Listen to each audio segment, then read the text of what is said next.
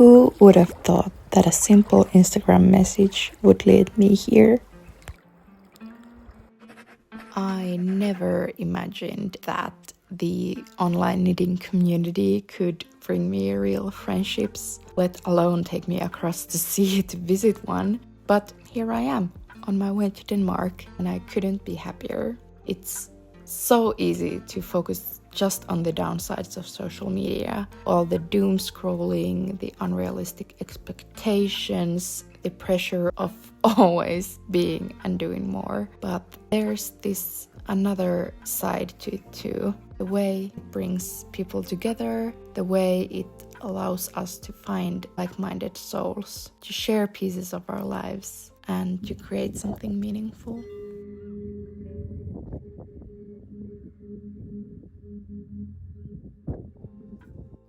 I found myself on a small Danish island in a 100-year-old farmhouse. I woke up to birds singing, the softest morning light streaming through the windows. We spent our days knitting, walking along the beaches, soaking in the beauty of the sea and the island itself. I just felt a deep sense of peace. Like I was exactly where I was meant to be. And isn't that what life is all about? The unexpected connections, the moments that make you pause, take a deep breath, and feel truly at home.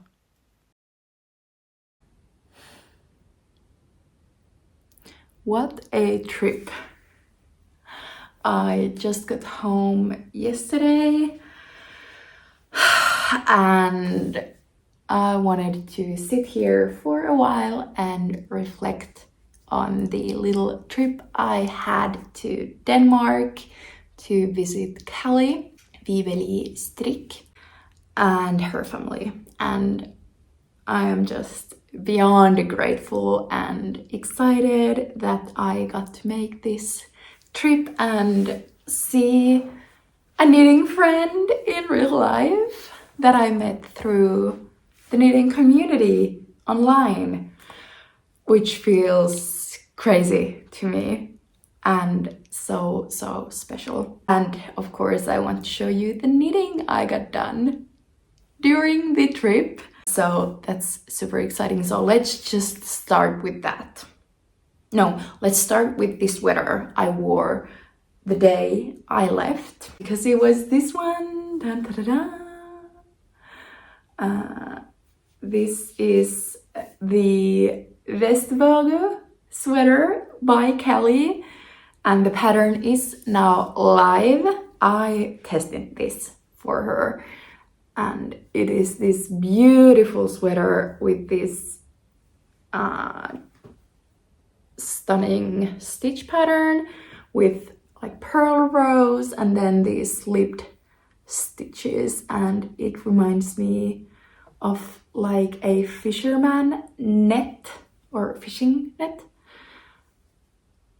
It's so gorgeous, like flowy, airy, round yoke, top down with these I-cord finishings. Super stunning sweater. And the yarn I used for this and was used for the design because the test knit was sponsored very generously by Lang Yarns. So it was this yak yarn, which was 70% merino and 30% yak. Really liked the yarn and I really love the pattern, and yeah, I just love Kelly's style. She has these beautiful sweater patterns for adults and kids. I test knit the Baden sweater, a child's sweater, late last year, so definitely check her out. But I have some I had some left over of the yarn, the yak yarn, and I wanted something small to take with me on the trip. And I had seen these pictures of this Isla Shawl pattern by Biches Bûches. Biches Bûches. And I had just thought that this scarf is stunning. I am usually not a scarf person. I haven't knit that many scarves, just a couple of Sophie scarves, like one should, like a proper knitter. A couple of years ago, maybe a year ago, 2 years ago. Well, I don't even know how long the Sophie scarf pattern has been around, but anyways, I have a couple of those and I use them and wear them sometimes, but usually scarves don't really call my name, but this pattern did. And I thought that it would be the perfect thing to take on for this trip because it would be small and easy to knit on a plane and on the train and while walking and all that, and small enough to carry around, and maybe something I could finish over the trip, so would be nice. And I did. Oh, it looks so good. So the lightest color is the Lang yarn I had left over. Then I had some eco cashmere from a brand, I don't remember the name. It was on clearance sale in one of my used to be my local yarn store when I lived in Espoo, but I don't even know if we have yarn stores here where I live now. Just some DK with cashmere yarn, and then the red one was just some leftover red sock yarn that just was enough for this. I had like this much left over of the red nugget of yarn I had with me, and this is so beautiful. And it kind of reminds me of Astrid Lindgren and, you know, Pippi Longstocking and Emil something. I don't know the name in English, but you know, that vibe. I don't know if it's the colors or like just the aesthetic of it. And I loved the pictures where it was worn like this on the back and then just tied here and hair out of the way. And just tied around here. It was so fun to knit. And I cast it on Thursday when I was at the airport, ready to leave. And I finished this on Saturday morning. So I had still some time left on my trip and some yarn. So I casted on another one. And well, I didn't have the red yarn because I had used everything for this. But of course, Kelly, being a wonderful human being, had some red cashmere in her stash, a random ball with no bow band, like something left over, like a small ball. She had some leftover red cashmere yarn, fingering weight, and she gave the ball to me and I just held it double. And other than that, the same yarns and the same colors, so I made another one. And it was just such a fun pattern to knit. So you cast it on here and then did some increases and this beautiful slip stitch stitch pattern, and then a garter knit edge And I have to say I really liked the fact that I didn't cut my yarns after these stripes, but it was super easy to carry the yarns here with me, just like twisting them around each other. And because of the edge being like this and kind of like rolling on itself, they are pretty hidden there and quite neat. So less ends to weave in. And this is the wrong side of the work. I wove in the ends and gave these a bath when I got home. And now I have two, and I am thinking about gifting the other one to one of my friends, but now I'm not sure which color I would want to keep for myself. The lighter one or the darker one. So let me know what you think.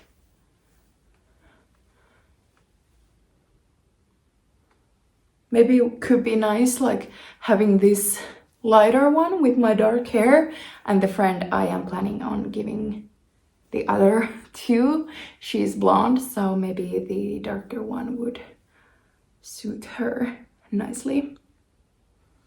I don't know, maybe if I can't decide, I'll just let her decide which one she wants. But a beautiful, beautiful, beautiful pattern. And I found out when I left on Thursday and cast it on. So on Friday, I found out that there was, or just started, an Isla Shawl cowl. So I need along. So I thought that was just the perfect timing.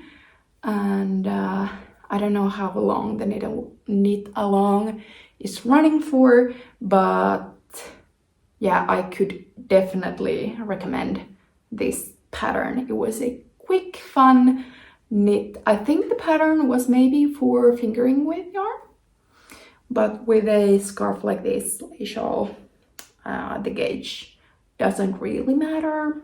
So it worked just fine with the fingering weight. Maybe I could wear it like this on my head. I'm just so happy about this scarf. And like I said, I'm not usually a scarf person, so I'm quite surprised that I am this excited about a scarf. Ooh, okay, I think the lighter color could be for me. So I flew to Copenhagen and then took a train to closer to the island that Kelly lives with her family, and she came and picked me up from the train station, and it was the first time we actually met, which was super exciting. And well, we have been chatting for a year or two, over a year, maybe even 2 years. So we knew each other, but of course it is different to see someone in real life, but it was even more fun than I could have ever have imagined. It was amazing, and I was so honored to be taken in to someone's home and to see their family and the way they live and the town they live in, and everything felt so special. And I am still feeling very honored I got to have that experience. And a huge thank you for that is for the online knitting community, because without knitting YouTube and Instagram, I wouldn't even have met or started talking to Kelly. So I think this just shows how amazing our community is. Like the whole knitting community, like how welcoming and warm and kind this community is, and how special it is to be a part of it. And because I have sometimes had these thoughts like, should I do my content in Finnish, because I am a Finnish person and that is my first language, or like do it in English. And why I chose English was because I felt like I wanted to be more part of the international community, like be of course part of the Finnish community and connect with knitters here, but also like the larger community outside Finland, and just being able to connect with people around the world. It has been so wonderful, and it has felt like it is worth it before this, but especially after this trip, even more so. So I guess I just want to say a huge thank you for all of us, like the whole community, for being so wonderful and making this a safe space for all of us knitters, and just bringing together people with the shared love for this craft is amazing. So yeah, that was my little trip and my finished objects. I'm thrilled, and I want to film soon a knitting podcast where I can show you all my other whips and finished objects and talk about all the other knitting I have done. Just this love for this community. So I hope you enjoyed this little video, and until next time, happy knitting!